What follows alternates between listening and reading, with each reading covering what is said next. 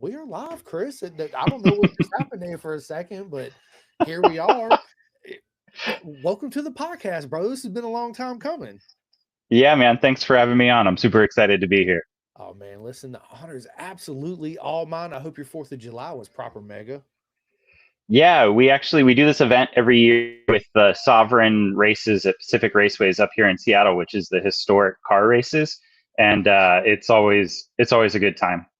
I love it. Good stuff. And that's where you are now, right? No, I'm actually at the Ridge today. We're out here with some clients and doing some testing. It's just a regular track day, so Having fun. yeah, I am not. Despite what it looks like, I am not being human trafficked right now. So. I was getting ready to ask that. I'm like, what's up with the van, man? Good stuff, bro. Good stuff, Chris. Well, listen, we got a lot to talk about, not a whole lot of time today, so let's just jump right into it. Where did your Let's do journey it. start on two wheels? I mean, bicycles when I was a kid. I was one of those free range 80s kids, and I just bicycled everywhere. And then the next natural step there is hopping on a motorcycle. So my first bike, I went straight to road bikes. I skipped dirt bikes. I kind of grew up in a city. So, um, my first bike was a 89 FCR 600. And it's been, it's that's where it started. what, a, what a beautiful motorcycle that was, right? The Yeah. FCR 600. People Yeah. nowadays, they're like, what's a carburetor? Right. You're like, It's this terrible thing that you have to work on constantly. But oh my God. But once you got it right, it was one of the most beautiful things ever. yeah, so good. I miss that bike. I get nostalgic for the old bikes, and I wonder, if we were to own them again or have them in the fleet at the shop or whatever, like, is the memory better than they actually were? I mean, there's only one way to find out, Chris. Let's make it happen. Let's go look for FCR 600 and shoot it Right. up, right? And all my free time. Right. That's the issue. I'm like you. I'm super busy all Yeah. the time, but that's Yeah. life, man. I'd rather be busy than not busy. So Exactly. yeah. So getting your first bike. How did that transition into doing track days or any type of club racing or? Yeah, it's funny. I actually came up in cars. So when I was a kid, we had motorcycle. I had a motorcycle, but it was more like it wasn't something we took terribly seriously. Like we went fast in cars, and back in the late '90s, I worked in rally and was constantly at the track with car stuff, and helped out at a buddy's shop who had a dyno, and got into it that way.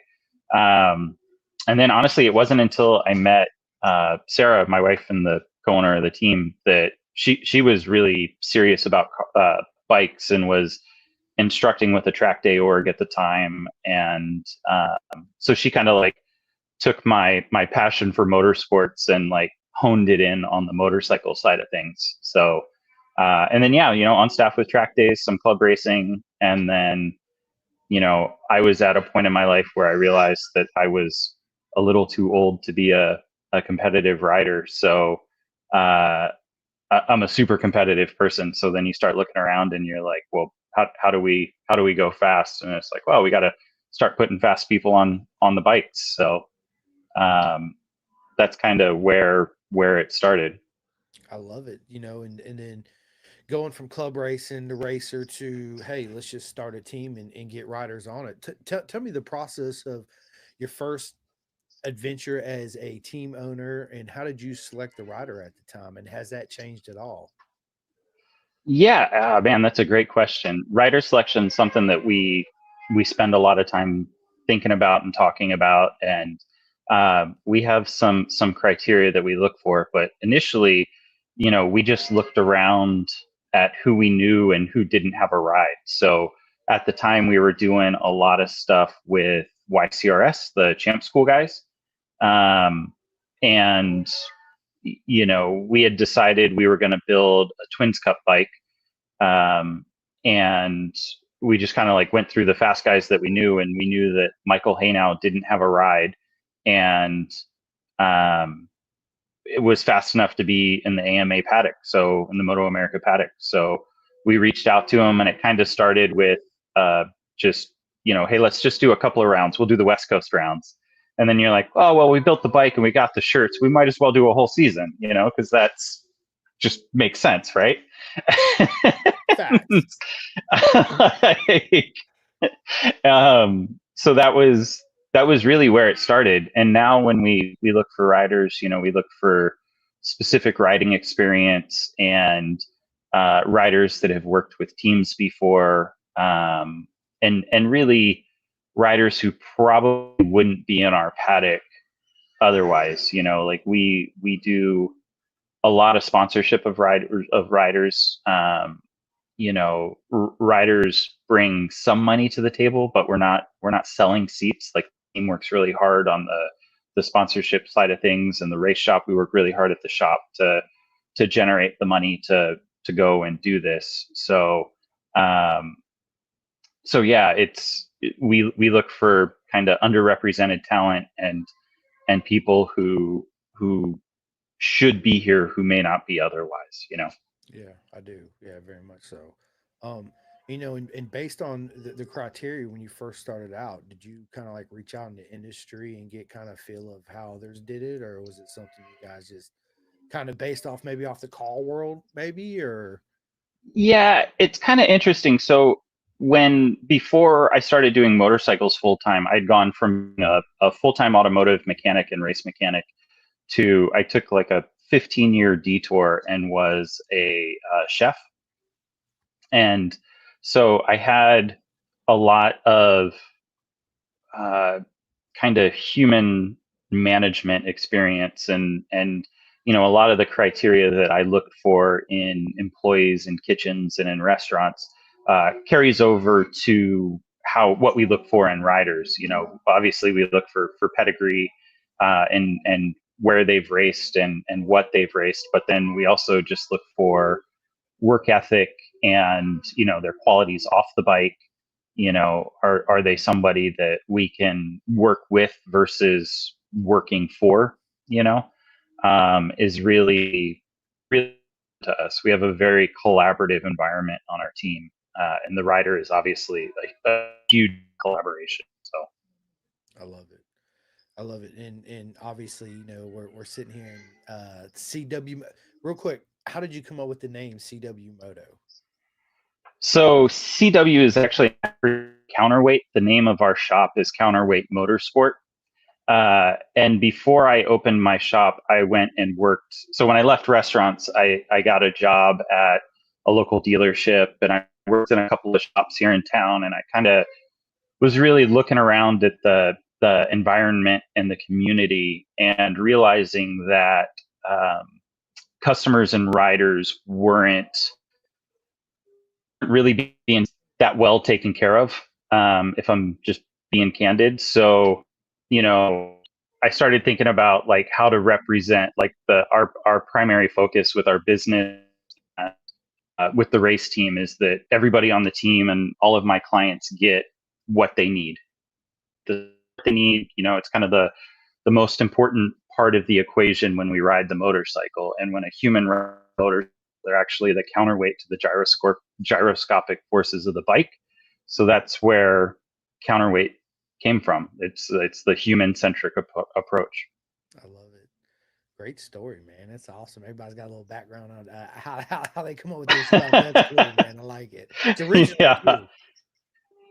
yeah. Very original. Yep, the logo and all that. Yeah, yeah, yeah. So And go but ahead. counterweight is incredibly long to put on the side of a bike, so we abbreviated it to CW Moto.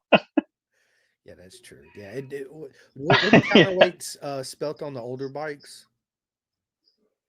Yeah, we used to actually write it out on our old libraries, and every once in a while we have some like wind stickers we still do and stuff like that. But and so we're working on the brand a little bit, where Counterweight Motorsport is the race shop and CW Moto Racing is the race team.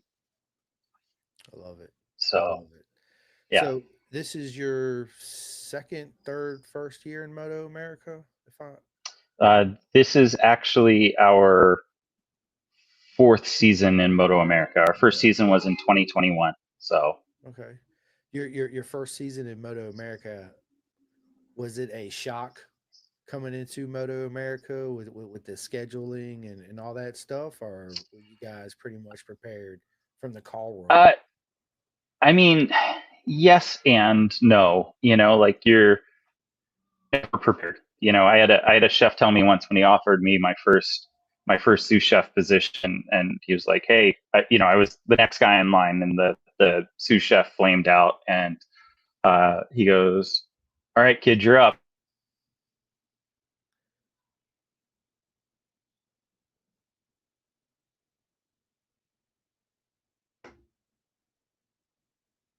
Oh, he froze up. How big the country is and how far apart all the races are. Um, the first year we actually did it out of the van. Like we put the whole program in the van, and I did all the driving, and it was an endeavor. To Um, say the least, right? yeah, it's a lot of windshield time. I enjoy it though. It's a nice reprieve. It's kind of some of the only time I really get to kind of throttle down. A lot of But audiobook time. Yeah, exactly. Um, yeah, the biggest thing that surprised us, and I know it shouldn't, is just the time crunch on the weekend. Like there's always something going on, and you're always supposed to be somewhere. And then um, just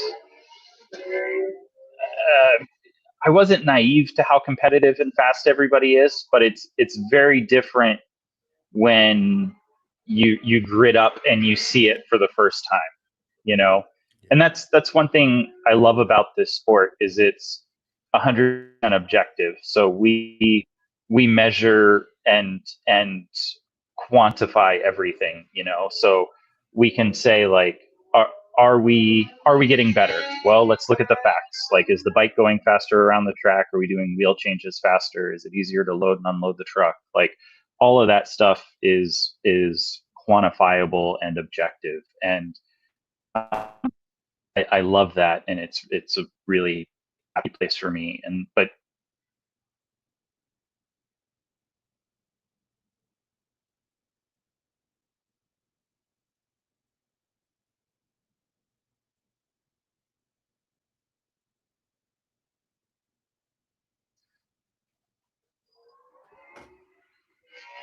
Sorry, you froze up there. Oh, whoops, yeah, basically just the Moto America paddock was really really competitive, and we knew it was going to be, but when you're in it, it it it was initially surprising just how competitive it Oh, is. oh yeah. It's always a different story when you show up to the big game and you start to play. You're like, uh-oh, all right. I dove straight in with did, the Sharks. Let's go, right? did, did we make a mistake? Right. Sitting back the first night, yeah, having a sip of something. You're like, did we fuck up somewhere along the line here? Like,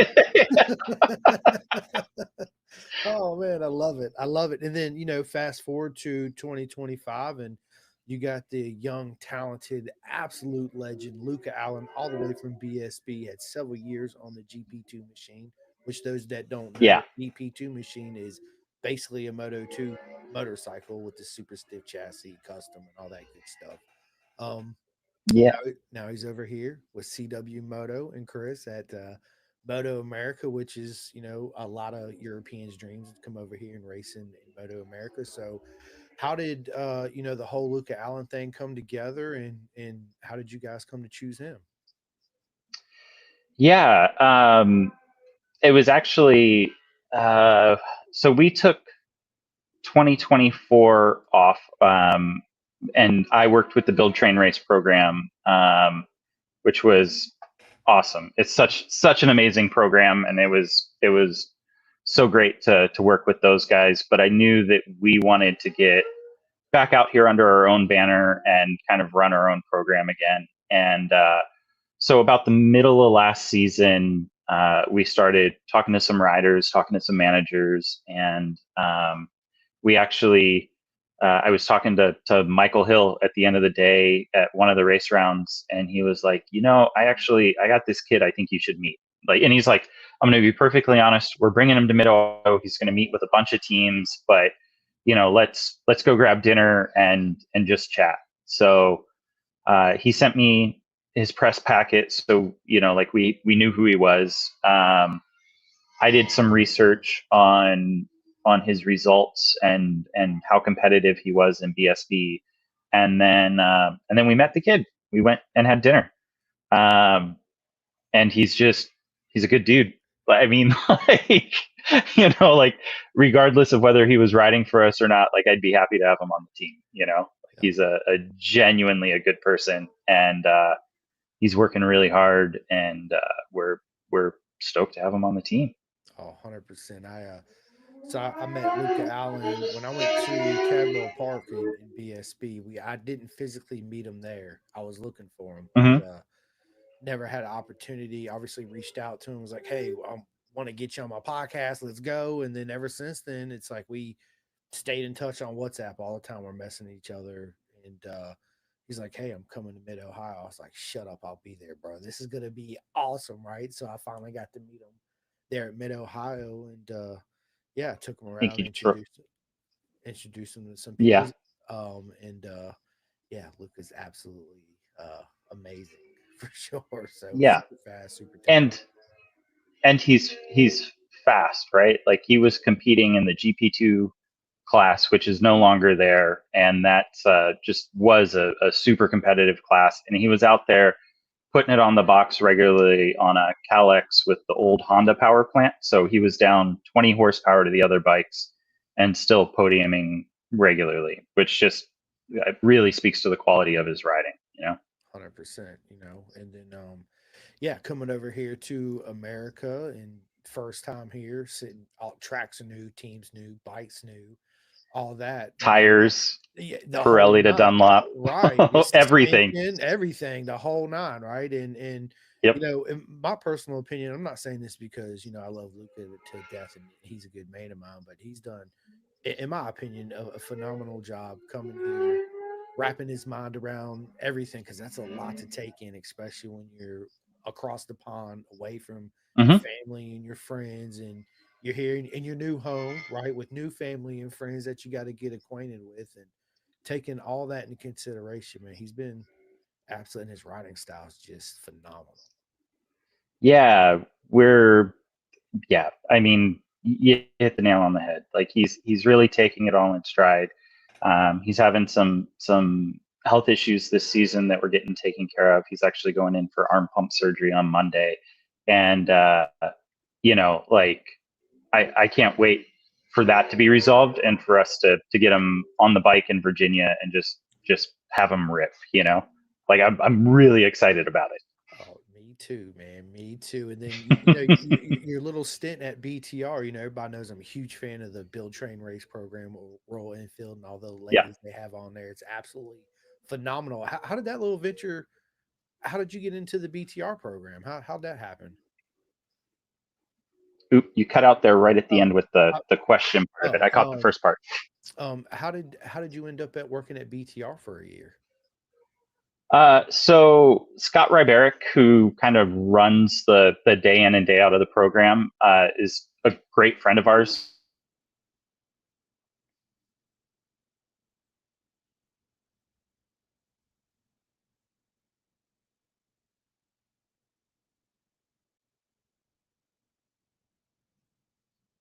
for an answer. There were many phone calls, and then it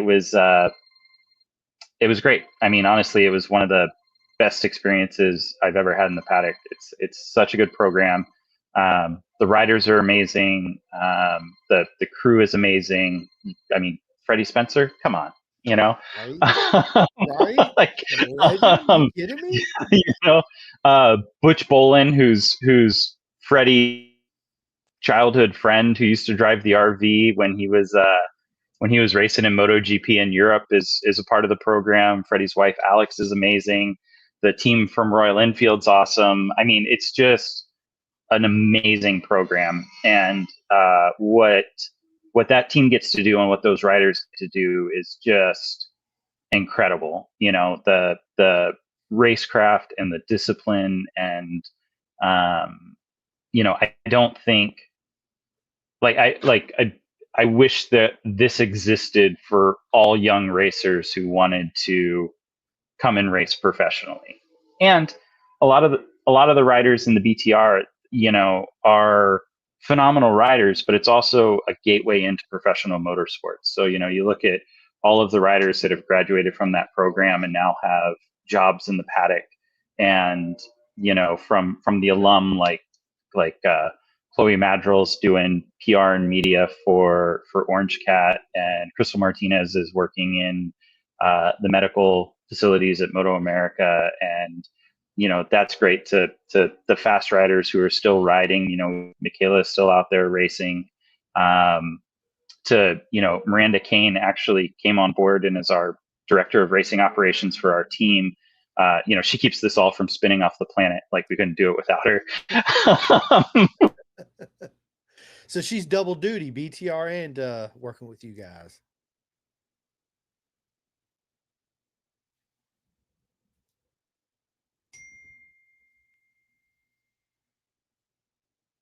Promise if I didn't mention Emma. She's actually a mechanic for the Build Train Race program this year.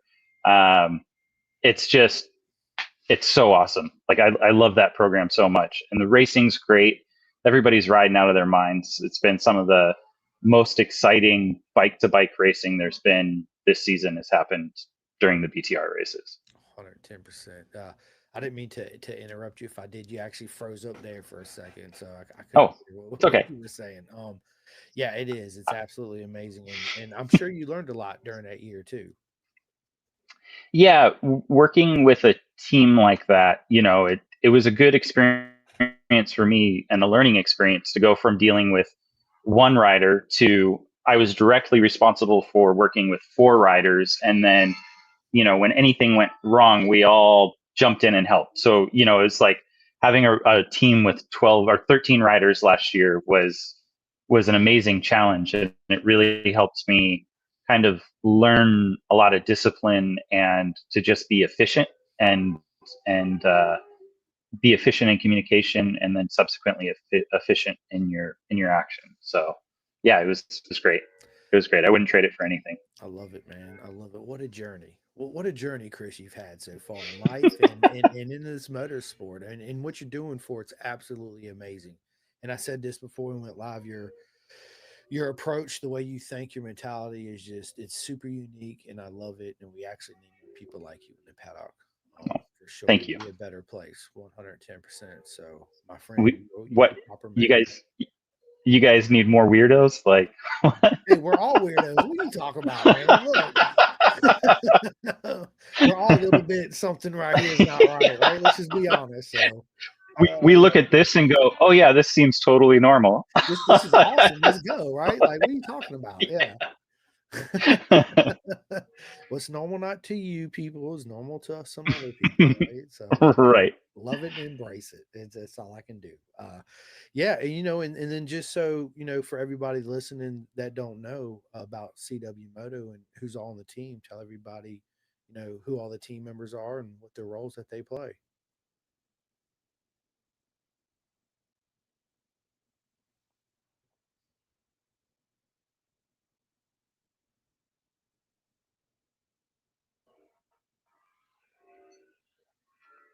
um, Are you are there? you back? Yeah. Are you There you there? are. All right. Sorry, you cut out again. My No, question, no. my question was, for those that don't know, tell everybody who is on CW Moto, what their names is, and what their roles play.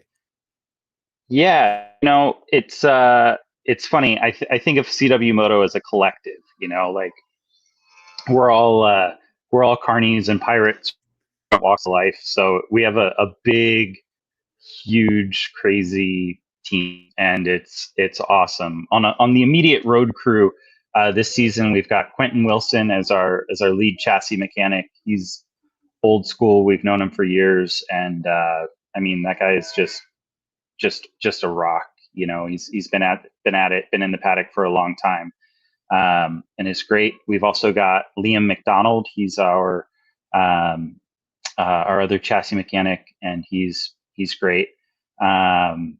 We've got Celine, who's my business partner at the shop, and she helps us do all the 3D printing and parts design back at the shop. And she's been getting on the road a little more. Obviously, Miranda comes to the rounds that she's not racing. That's Miranda Kane. That she's not racing for the BTR. She comes out to the races and helps support the team, and she's handy with a wrench. She's great with people. I mean, she's just a rock star. Our fearless leader, Sarah, my wife, the team principal. I mean, you know, she does so much for the team, and it just has such a great strategic brain and is one step ahead of us always. So she does a ton. That's our immediate crew. And then, you know, we've got probably 20 or 30 other people who just kind of cycle in and out and lend their special talents. And, you know, everything from sponsors and patrons who just have kind of gotten absorbed into the team over the years. You know, it starts with, you know, hey, let me pick up the tire bill this weekend, or, you know, here's a little money for gas to get you to the next race round. And now they're like coming out and hanging out with us at the track and are in team shirts. And, you know, it was pretty remarkable this year. You know, last weekend was the Ridge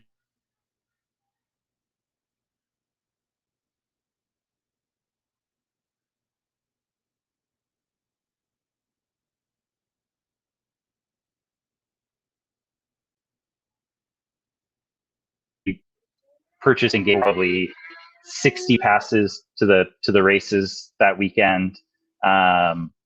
You know, it's just it's one big goofy carnival, and it's pretty cool to be a part of. I call it the beautiful circus, where we're the only circus in town. Yeah, right. Right? Yeah, it really is. It really is. I'd be remiss. You know, Jason Uribe helps us out mentoring our riders. Luca, you know, we've had a lot of great success racing down at Chuckwalla with Jay, and he's got that awesome deal with Orange Cat. We're big fans. You know, Andrew Lee, Mallory Dobbs. I mean, there's just so many people that are a part of this that I just, you know, it's a great team. It's legendary, is what it is. Absolutely legendary. Yeah, man. Well, listen, this has been a lot of fun. We're approaching 30 minutes into this. We got so much more to talk about. We just don't have the time today to do it. So let's get into the second part of the podcast, where we get to know you away from the track and away from everything. Just stay on with me after we do in this. Just stay on with me real quick for like a minute, and then then we'll leave.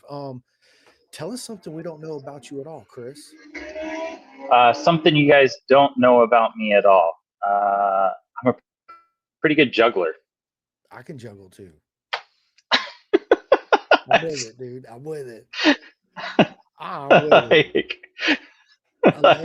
mean, playing into the whole circus theme, right? Like, yeah, I can juggle, and I'm pretty handy with a yo-yo. I do some yo-yo tricks. Yo-yo not so much, but I growing up, I did a unicycle and juggled just because it was cool, right? I'd get on there, and then my buddy would take one ball out and throw another ball in, and I'd be doing my thing. Now I'd probably break my arm because I ain't did it in so long. But juggling, I still right. Unicycle. Yeah, to get back on it. So that's awesome. Are you a coffee drinker? I am. I live on it. I mean, I feel like most crew chiefs and race teams are run on coffee. So coffee and Red Bull. Yep, straight. Yeah, like a steady stream of black coffee keeps the wheels going. You know. If you had one superpower, what would it be? Ooh. Oh man. I think it would have to be invisibility. That would be cool. I would love to do teleportation. Ooh, that's a good one. Yeah. I could be like, Chris, I'm gonna come meet you in the van. Boom, there it is. Like I'm there right now. Right, let's go fucking stop in the van. Thank you, Elon. Right. Yeah. Oh my god. You mentioned earlier being a chef. I love to cook. I get it from my mom. Growing up, my mom always, I grew up in the Navy, so my dad was gone, so my mom home cooked meals most of the time. And since moving out and getting my own house and my own family, I cook a lot. I do most of the cooking, and I like to make everything from scratch. But my question to you is spicy foods. Are you a spicy food guy? Oh hell yeah. So I actually grew up not too far away. I grew up right outside of Washington D.C. in Maryland, and my family used to grow jalapenos in the garden, and like Hungarian peppers. We'd grow our own paprika, and yeah, I love spicy food. Can't be too spicy. I was a chef. I was a sous chef in a Mexican restaurant for a couple of years, and so they're like just working with the habaneros and all the different dried chilies and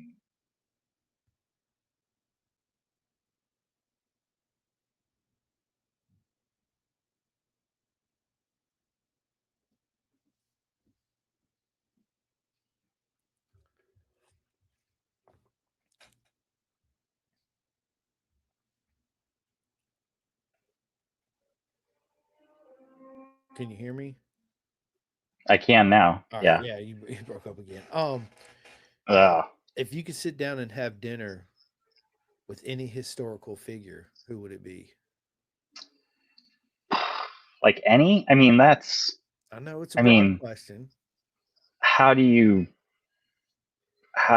Yeah. How do you pick? Um. Uh. I don't know. Like, I'm a big science nerd, so I think about some of the great scientists and mathematicians. So, Turing, I mean, that would be pretty cool. The guy invented modern computing. Um, you know, yeah, I don't know.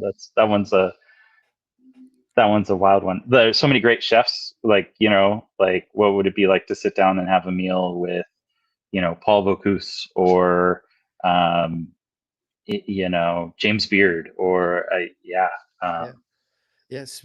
yeah. Speaking to that, Anthony Bourdain, he's got a couple books out. I listened to two of his Hmm. audio books, and they were really good. I always liked Hmm. his show too. Speaking of audio books, is that something you do too as well, or do you read? Or Yeah, I'm an avid reader, and I do listen to some audiobooks when I'm on the road, mostly just because it, you know, eats up a bunch of time. I actually met Tony Bourdain a couple of times. He's a fantastic human being. Like, I don't think, I don't think I'd be here doing this without a guy like that out there doing what he did. So, yeah, 100%. I'm actually yeah, listening to a book called "Change Your Mind, Change Your Diet, Change Your Mind," or the other way yeah. around. Yeah, it's a good book, man. I'm a big audiobook guy. The only time I physically read any book is my shop manual for motorcycles. Other than that, it's yeah, because it puts me to sleep, man. I mean, yeah, it's a good way for me to go to sleep for sure. Do you have any tattoos? I have a lot of tattoos. Yeah, me too. Right, I love it, dude. I'm due for some more for sure. Big shout out. You got to come out here and see my guy in Seattle. He works at one of the oldest tattoo parlors, continuously operated tattoo parlors in the city of Seattle. Like it's a great shop. They have a little museum. He's old school. Yeah, I love it, dude. Yeah, I'll plan a trip, come out there, hang out, and get me all tatted up. I'm with it, We'll man. go get some tattoos. That's it. We'll go get some tattoos. I love it, man. I love it.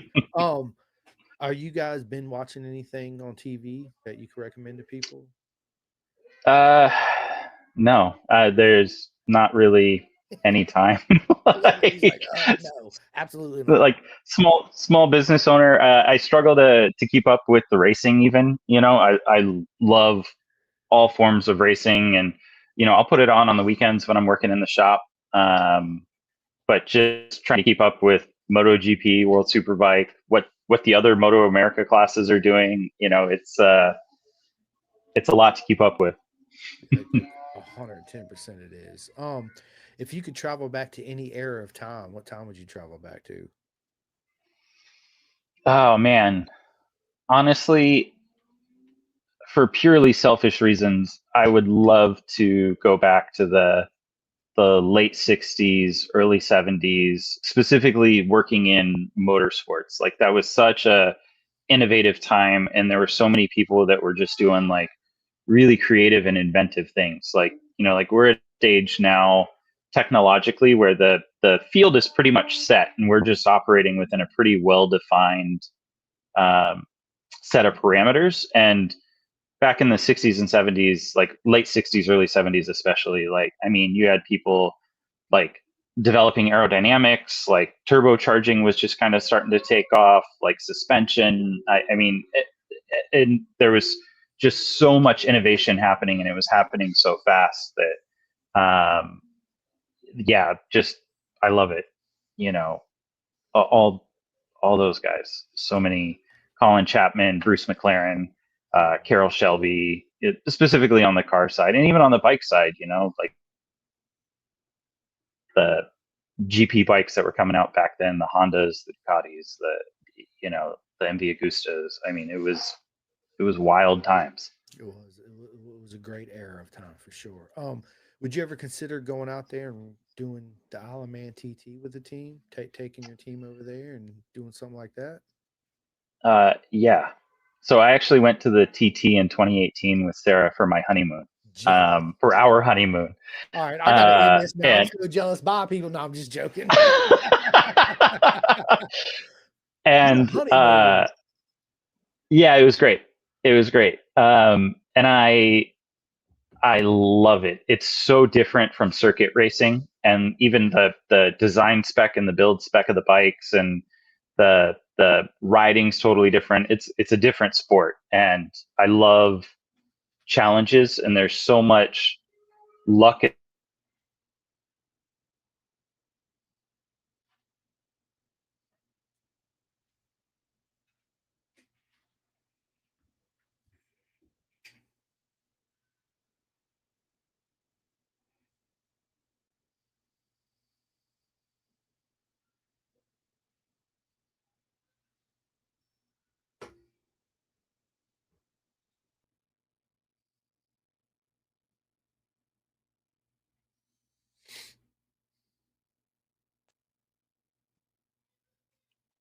We back? Yeah, yeah. I can see you now. Okay. Yeah. So someday maybe, but I'd love to do it. Yeah, man. TT's my favorite race. 100 to me Yeah. The personally. Southern 100s this weekend Oh, I in know. Castleton Yep, on the Isle of Man. Yeah. I got a Southern 100 hat, man. It's Northwest 200. All of them, they're all absolutely freaking proper mega, right? That's real racing. Yeah. Yeah. Yeah, me personally, it goes the Isle of Man TT, then British Super Bikes, and then everything underneath that's pretty much on equal terms as far as Moto America, ASBK, and everything else. British Super Bikes to me is just a standout solely because they race super bikes with no electronics on them. There's no traction control, Yeah. no tie wheelie. It's old school, proper way of racing the modern 240 horsepower bikes, which is like it takes a, I don't want to say a real man to be able to do that, but it's a different ball game. Yep. And honestly, on what could only be described as go-kart tracks compared to some of the tracks we have over here. I mean, they're so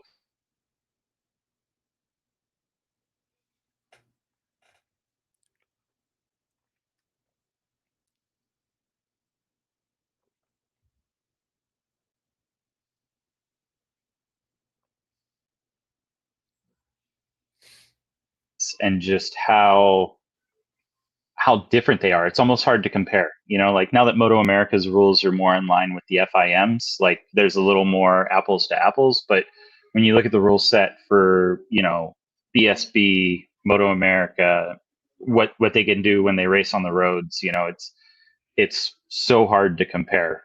Everybody's working really hard. At the top flight, everybody's so fast. But you really can't draw a straight line from one to the other. I couldn't have said it better myself, my friend. Well, listen, Chris, this has been a lot of fun, man. I appreciate it. It's been an honor Yeah. to sit down with you on this first podcast, which we'll do many, many more together with CW Moto. And if you guys ended up jumping in halfway, we got comments. I just didn't bring none of them up. because we didn't have a whole lot of time, and that would take away our time and our story. So this episode will be A out February privilege to be a part of tomorrow it. and all Thank that you. good stuff. Listen, it's an absolute honor to have you on, my friend. I can't wait to sit back down for part two. I just want to say thank you for everybody who watches the podcast. If you have not yet, please go to all the formats and hit the ding dings, the bells, and all that good stuff. That helps me out a lot. Thank you guys so much for listening. Chris, tell everybody where they can find you. Come to listen. At matter of fact, you guys will be at, is it Mid Ohio next? No, we'll actually be at Laguna Oh next yeah, that's right, weekend. Laguna. And then it's Virginia after that. We also race in the Pacific Northwest with WIMRA, the Washington Motorcycle Road Racing Association, and OMRA, the Oregon Motorcycle Road Racing Association. Um, or you'll find us at the shop in SeaTac, Washington, just at the south end of the airport. So, I love it. I love it. And listen, when you guys go to Laguna Seca, please stop by, see W Moda, say hi, get some pictures and autographs and stickers. And are you gonna have merch there for sale? probably not too much merch, but Luca will be out there signing autographs and posters and stuff. So make sure you stop by and give him a hard time. Absolutely got to give Luke a hard time, and you guys will get to meet the legend Luca Allen for sure. And Chris will be there, and then his beautiful wife will be there, and the whole team. So make sure you stop by, say hi, and yeah, Chris, listen, this has been a lot of fun, bro. I appreciate it. It's been an absolute honor.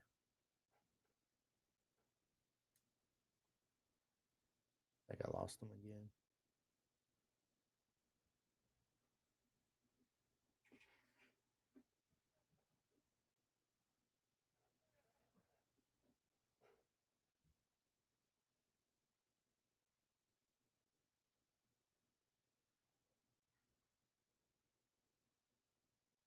We're gonna have to give Elon Musk a bad review on his Starlink. Dude, I'm so sorry. Dude, you're Like I good, do bro. conference calls from this thing all the time. You're good, bro. I don't know what it meant. Maybe you could. You know what I think it is because I stream on different for. I stream on YouTube, Facebook, and LinkedIn at the same Oh, time. So it's probably part of the reason. I think if I did it just on yeah. one channel, it would probably be better. But yeah, man. Listen, hang on. Let me stop this. Just hang on with for me for 1 second. Okay.